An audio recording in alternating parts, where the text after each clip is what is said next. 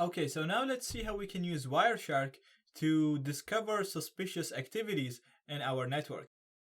And before I do anything, I'm gonna go to the preferences. And I'm gonna go to protocols, ARP. And I'm gonna enable the option to detect ARP request storms.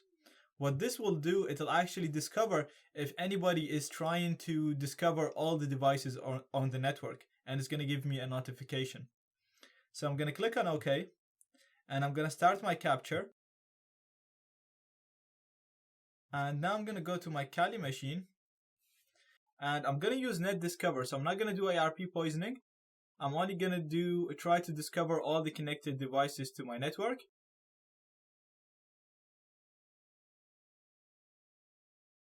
So we're using exactly the same command that we used before, net discover, interface, and the range.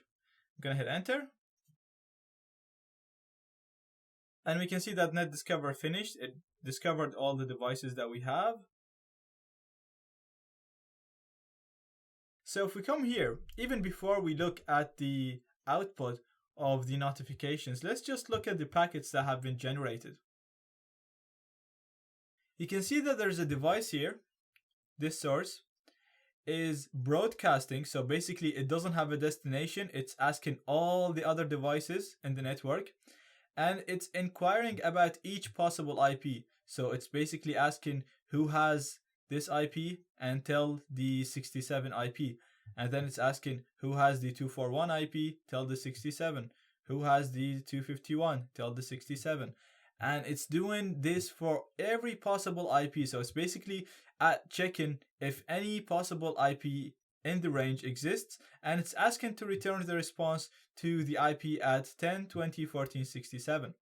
So from this, we can deduce that someone is trying to discover all the connected devices, and that someone is at 10.20.14.67. Now, if we go on the analyze and expert information, you'll see that we detected an ARP packet storm. So basically it means that there was a single device sending a very large number of ARP packets. So they're probably trying to discover connected devices or trying to discover connected ports. So it's telling us that this person is trying to do something suspicious. Now let's go, and I'm gonna do a ARP poisoning attack using man-in-the-middle framework, and we'll see if we can get any notifications or warnings in Wireshark.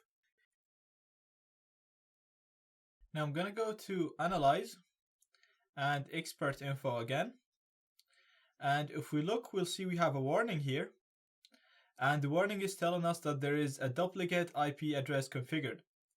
So again, this is telling us that the IP address of the router had two different MAC addresses. What this means, basically, it means that someone was tampering with this and tampering with our ARP table, trying to place themselves in the middle using an ARP poisoning attack.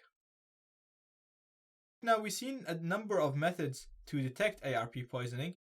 Let's discuss how we can prevent it or protect ourselves from it. Now I'm just going to run an ARPA, and we're going to look at our table. There is switches that will monitor this for you as well, and they'll notify you or even prevent ARP poisoning attacks.